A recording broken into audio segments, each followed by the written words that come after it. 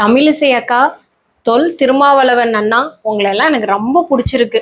என்னதான் நீங்க வேற கட்சியா இருந்தாலுமே டிவிக்கே ஒரு புது கட்சியா முளைச்சிட்டு வருது அப்படின்னு தெரிஞ்சாலுமே ஒரு நல்ல விஷயம் பண்றாங்க அப்படின்னா அதை தோலை தட்டி அப்ரிஷியேட் பண்ணி கொடுக்குறீங்க இல்லையா? Hats off to you. இந்த வேல்முருகன் யாரு? வேல்முருகன் எதுக்கு இவ்வளோ கொச்சையா பேசி அவரோட மானத்தை அவரே வாங்கிக்கிட்டாருன்னு தெரியல. சரி, இந்த வேல்முருகன் யாருக்காவது ஒரு உதவி செஞ்சிருப்பாரா? எதையாவது ஒன்று ஹெல்ப் பண்ணிருப்பாரான்னு அந்த வீடியோ ஏதாவது பழசு இருந்துச்சுன்னா எனக்கு எடுத்துட்டு வந்து காட்டுங்க. இந்த வேல்முருகன் அவர்களுக்கு யாருக்கும் ஹெல்ப் பண்ணவும் மனசு வராது. யாராவது ஒரு பாராட்டு பண்றாங்க, ஒரு உதவி செய்யறாங்கன்னா அதை அப்ரிஷியேட் பண்ற மனசும் இருக்காது. அதை விட்டுட்டு இவ்வளோ கேவலமா அந்த உதவி செய்யல அப்படின்னா உபத்திரம் பண்ணக்கூடாதுன்னு சொல்லுவாங்கல்ல, அந்த மாதிரி பேசாம அவர் வேலையை பார்த்துட்டு போயிருக்கலாம்ல. இதை வேற அவர் இந்த பாயிண்ட் அவுட் பண்ணி ரொம்ப கொச்சையா பேசுனது எல்லார்கிட்டையும் திட்டு வாங்கிட்டு சாபம் வாங்கிட்டு தான் இருக்கிறாரு.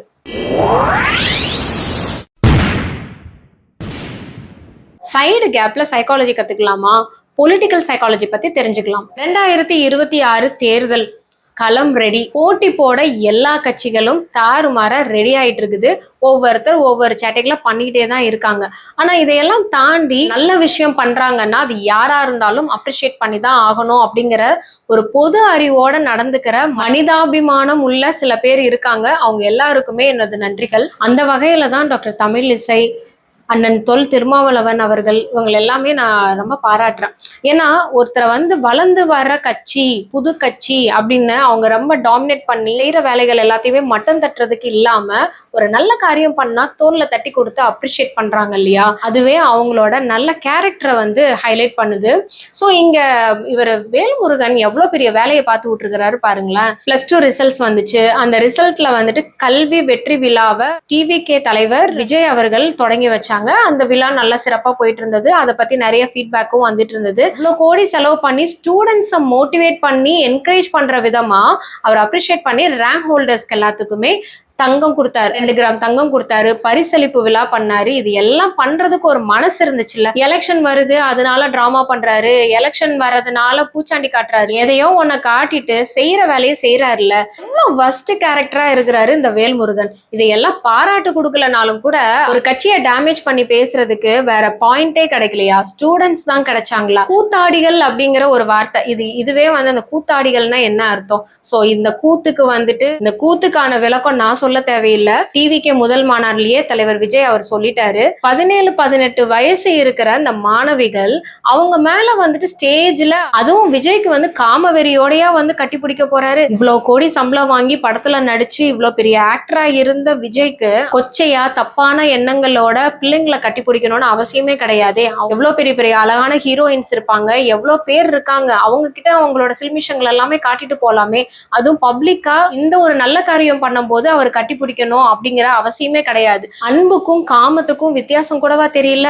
2 கிராம் தங்கத்துக்கு அப்படின்னு அவ்வளவு இலக்காரமா பேசினாரு வேல்முருகன். 2 கிராம் தங்கம் வேணாம், 2 கிராம் தகரத்தை கூட யாருக்கும் வாங்கி தர முடியல. அப்புறம் எதுக்கு இந்த இழிவான பேச்சு? ஃபர்ஸ்ட் இவர் தான் ஒரு நல்ல மனநல டாக்டரா போய் பார்த்து கவுன்சிலிங் எடுத்துக்கணும். அரசியல் களம், தேர்தல் நெருங்க போதுன்னும் போது இந்த ப்ரொபகண்டா பிரச்சாரம், தேர்தல் பிரச்சாரம், மத்தவங்களை தாக்கி பேசுறது இதெல்லாம் இயல்புதான், சகஜம்தான். இதுல மக்கள் மனசுல ஒரு கலப்படத்தை உண்டு பண்ற மாதிரியும் ஒரு களங்கத்தை உண்டு பண்ற மாதிரியும் ஒரு கொச்சை வார்த்தைகளை யூஸ் பண்ணி அவ்வளோ ஆக்ரோஷமா அதை நான் திருப்பி ஹைலைட் பண்றது கூட எனக்கு வாய் கூசுது. அந்த அளவுக்கு சின்ன பிள்ளைங்களை வச்சு பேசுறது உண்மையிலேயே அது ஏத்துக்க கூடியது கிடையாது. ஸோ இந்த மாதிரி ஒரு பப்ளிக் டாக் கொடுக்குறாங்க, அது பொலிட்டிஷியனா இருக்கட்டும் இல்ல இன்ஃப்ளூயன்சர்ஸா இருக்கட்டும், ஒரு கொச்சை படுத்துறாங்க அப்படிங்கும் போது அது அப்பவே தட்டி கேட்கறது நம்மளோட உரிமை. அந்த பேச்சுகளுக்கு ஆதரவு கொடுக்காம பொதுமக்களும் விழிப்புணர்ச்சியோட இருக்கிறதுக்கு நான் கேட்டுக்கிறேன். இத சைக்காலஜில ப்ரொஜெக்ஷன் மெத்தட்னு சொல்லுவாங்க. வேல்முருகன் அவர்களுக்கு வேற பாயிண்டே இல்ல, பேசுறது எப்படி அவரை தாக்குதல் பண்ணணும், விஜய் அவர்களோட பேரை எப்படி கெடுக்கணும், ஒருத்தரை எப்படி டேமேஜ் பண்ணணும் அப்படிங்கிறதுக்கு இந்த மாதிரியான ப்ரொஜெக்ஷன் மெத்தட்ஸை அவங்க யூஸ் பண்றாங்க. ஆப்போசிட் பார்ட்டியோட குறைகளை எல்லாமே பட்டியலிட்டு சொல்றது தேர்தல் பிரச்சாரத்தோட முக்கிய பங்கா தான் இருக்கு. பிரச்சாரம்ன்ற பேர்ல எதிர்கட்சிகள் என்னென்னலாம் இன்கம்ப்ளீட்டா வச்சிருக்கிறாங்க, என்னென்ன பிளான்ஸ் சொன்னாங்க, ஸ்கீம்ஸ் கொண்டு வந்தாங்க, அதை நடத்தல, இந்த மாதிரி தான் ஹைலைட் பண்ணி பாயிண்ட் அவுட் பண்ணி சொல்லுவாங்க. ஆனா ஒருத்தர் நல்லதை செஞ்சதை இவர் எதுக்காக இப்படி நல்லது செஞ்சாரு, இவர் நல்லது பண்ணல, இவங்க உதவி பண்ணல, நலத்திட்டம் கொடுக்கல அப்படின்னு சொல்லி அதை டேமேஜ் பண்ணி சொல்றதுன்னா மக்களே நீங்க அதை உஷாரா யோசிச்சு பார்த்துக்கோங்க. பொதுவா அன்றாட வாழ்க்கையிலயும் இந்த மாதிரியான மக்களை நம்ம சந்திச்சுக்கிட்டு தான் இருக்கிறோம். ஸோ வீட்லயே வந்து பாத்தீங்க அப்படின்னா உங்க ஃபேமிலியில கணவனும் மனைவியும் உங்க பிள்ளைங்களும் அப்படின்னு சொல்லிட்டு ஒரு அழகான குடும்பம் இருக்கும். ஆனா சம்பந்தமே இல்லாம நீங்க நல்லது பண்றத வந்துட்டு ஃபயர் பண்ணி விட்டு போவாங்க, பேக் ஃபயர் பண்ணி விட்டு போவாங்க. அதுக்கப்புறம் அவங்க சொல்லிட்டு போனது உங்க குடும்பத்தோட புள்ளிக்குட்டிங்களோட நீங்க சந்தோஷமா உங்களோட பிளானிங்ஸ் உங்க பட்ஜெட் இதை வச்சுதான் குடும்பத்தை நடத்திட்டு இருப்பீங்க. ஆனா அந்த பர்டிகுலர் ஒரு நபர் வந்து போட்டு விட்ட குண்டுனால அவர் போயிருவாரு. அதுக்கப்புறமா உங்க வீட்டுல வந்து பிரச்சனை வெடிக்கும் பாத்தீங்களா? ஸோ இதுதான் வந்துட்டு ப்ரொஜெக்ஷன் மெத்தட். உங்க ரிலேட்டிவ், உங்களை சுத்தி இருக்கிறவங்க, ஈவன் உங்க நெய்பர், உங்க ஃப்ரெண்ட்ஸு, உங்களுக்கு வேண்டப்படாதவங்க உங்க கூடயே வந்துட்டு இருப்பாங்க, உங்க கூட நல்லா பேசுவாங்க, பழகுவாங்க. ஆனா உங்க ஃபேமிலி ஸ்ட்ரக்சர்ல அவங்களுக்கு வந்துட்டு ஒரு பொறாம கண்ணு இருந்துட்டே தான் இருக்கும். அதை டைரக்டா அவங்க சொல்ல மாட்டாங்க. இந்த மாதிரி பாராட்டுற ஒரு நல்ல விஷயத்த அப்ரிஷியேட் பண்றதுக்கு பதிலா, ஆமா இது வந்துட்டு நாங்களே பண்ண மாட்டோமாக்கும், என்னத்த உன் பொண்டாட்டி சமையல் பண்ணி கிழிச்சிட்டா, உப்பு தான் கம்மியா இருக்குன்னு சொல்லிட்டா கொஞ்சம் உப்பு எடுத்து போட்டு சாப்பிட்டு போயிடலாம். ஆனா அது அவங்க உப்பு கம்மின்னு சொல்லாம கறி வேகல, குழம்பு இப்படி இருக்கு அப்படி இருக்கு, அவளுக்கு சமைக்க தெரியல, இந்த பொண்ணை பார்த்து உனக்கு கல்யாணம் பண்ணி வச்சதுக்கு சீமையில இருந்து வேற பொண்ணை கூப்பிட்டு வந்திருக்கலாம், அப்படி இப்படின்னு சொல்லி நல்லா எவ்வளோக்கு எவ்வளோ ஏத்தனமோ ஏத்தி விட்டு அவங்க போயிடுவாங்க. அதுக்கப்புறம் உங்களோட வாழ்க்கை, உங்களுக்கும் உங்களோட பார்ட்னருக்கும் இருக்கிற அந்த ரிலேஷன்ஷிப்பை இன்னொருத்தர் இன்டர்ஃபியர் பண்றதுக்கே இடம் கொடுக்குறீங்க. அப்படியே அவங்க உங்களுக்கு வந்து சொந்தக்காரரா இருக்காங்க, ரொம்ப வேண்டப்பட்டவங்களா இருக்காங்கன்னா அவங்க என்ன வேணாலும் வந்து சொல்லிட்டு போகட்டும். ஆனா அதை நீங்க மைண்ட்ல எடுத்து அதை ப்ராசஸ் பண்ணி இம்ப்ளிமெண்ட் பண்ணாதான் அங்க பிரச்சனை. அப்ப என்ன அர்த்தம்? உங்க கையில தான் உங்க வாழ்க்கை இருக்குன்னு அர்த்தம். இதே சுச்சுவேஷன் தான் உங்க ஒர்க் பிளேஸ்லயுமே. உங்க ஒர்க் பிளேஸ்ல சில பேர் உங்களை வந்து வளர்ச்சியை பிடிக்காம உங்ககிட்டயே வந்து சொல்லுவாங்க, என்னதான் நல்லா ஒர்க் பண்ணாலுமே அவங்களுக்கு சாட்டிஸ்ஃபைடு இல்லாத மாதிரி தான் காமிச்சுக்குவாங்க, உங்களை குறை சொல்லிக்கிட்டே தான் இருப்பாங்க. ஆனா உங்களோட ஸ்டஃப் உங்களுக்கு மட்டும்தான் தெரியும். நீங்க எவ்வளவுதான் உங்களோட எம்டி கிட்ட உங்க பாஸ் கிட்ட நீங்க ப்ரூவ் பண்ணணும்னு நினைச்சாலுமே இந்த ஒரு சில ஆட்கள்னால அதை வந்து மேல கொண்டு போக முடியாமையே தடப்பட்டுட்டே இருக்கும்.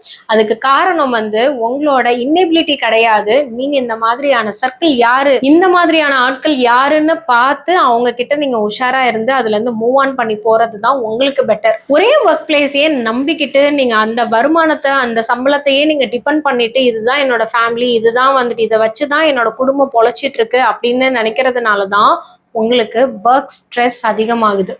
ஒர்க்கையும் லைஃபையும் எப்படி பேலன்ஸ் பண்ணணும் அப்படிங்கிறத கத்துக்கோங்க. இதாவது அரசியல், அவங்க கோடிக்கணக்கில் சம்பாரிச்சு வச்சிருக்காங்க, விளையாடுறாங்க, எப்படினாலும் காசை கொட்டி இறைக்கிறாங்க, தோத்தாலும் ஜெயிச்சாலும் அவங்களுக்கு பிரச்சனையே கிடையாது. ஆனா காமனரோட லைஃப்ல ஒர்க் அப்படிங்கிறது ரொம்ப முக்கியம், மாத சம்பளம் அப்படிங்கிறது முக்கியம். ஒரு அன்றாட ஒரு வாழ்க்கையை நிம்மதியா பீஸ்ஃபுல்லா ஓட்டுறதுக்கு இஎம்ஐ அப்படிங்கிற ஒரு பெரிய சுமையே இருக்குது. அந்த இஎம்ஐயோட தொல்லை டார்ச்சரா மாறாம இருக்கிறதுக்கு ஒரு பீஸ்ஃபுல்லான லைஃபை லீட் பண்ணும். இதுக்கு அந்த ஒர்க் பாலிடிக்ஸ் அப்படிங்கிறத நீங்க தெரிஞ்சு வச்சுக்கணும். ஒர்க் பாலிடிக்ஸ் என்ன மாதிரி எல்லாம் நடக்குது அப்படிங்கிறத நீங்க கவனமா அதை பத்தி ஒரு அவேர்னஸ் இருந்துச்சுன்னா தான் நீங்க பீஸ்ஃபுல்லான லைஃபை லீட் பண்ண முடியும். உங்களை சுத்தி யார் என்ன சொன்னாலும் அதை பத்தி நீங்க கவலைப்படாதீங்க. செல்ஃப் அனாலிசிஸ் அதுதான் ரொம்ப பெஸ்ட். ஸோ உங்களுக்கு என்ன தோணுது, உங்களை பத்தி உங்க திறமைகளை நீங்க எந்த அளவுக்கு செல்ஃப் கான்ஃபிடென்ட்டா இருக்கீங்க, உங்களை நீங்க நம்புறீங்க, மற்றவங்க நம்புறதோ மற்றவங்க பேசுறதோலாம் தேவையே இல்லை. உங்களோட கோல் வந்துட்டு கரெக்டா இருக்கு, நீங்க கோல் செட் பண்ணிட்டு அதுக்கான பாதையை நீங்க அமைச்சிட்டீங்கன்னா எந்த டிஸ்ட்ராக்ஷனும் இல்லாம யார் என்ன சொன்னாலும் அதை பத்தி கவலைப்பட்டுட்டு உட்காராம நீங்க பாட்டுக்கு உங்க பயணத்தை தொடரலாம், உங்க இலக்கு அடையிற வரைக்கும். வேல்முருகன் இந்த அளவுக்கு கொச்சையா பேசிருக்க கூடாதுன்னு நீங்க நினைச்சீங்க அப்படின்னா கமெண்ட்ல சொல்லுங்க. அண்ட் இந்த வீடியோ உங்களுக்கு ரொம்ப பிடிச்சவங்களுக்கு ஷேர் பண்ணிட்டு இந்த மாதிரி இன்ட்ரெஸ்டிங்கான ட்ரெண்டிங் கான்டென்ட்ஸை சைக்கலாஜிக்கல் அனாலிசிஸோட தெரிஞ்சுக்கிறதுக்கு நம்ம சேனலை சப்ஸ்கிரைப் பண்ணிக்கோங்க. அண்ட் முக்கியமா லைக் பண்ண மறந்துடாதீங்க. இது மாதிரி உங்களுக்கு வேற ஏதாவது விஷயத்த சைக்கலாஜிக்கல் அனாலிசிஸோட தெரிஞ்சுக்கணும் அப்படின்னா அதை கமெண்ட் பண்ணுங்க. நெக்ஸ்ட் வீடியோல அதுக்கான பதிலோட வரேன். Until then take care of your mental health. நன்றி, வணக்கம்.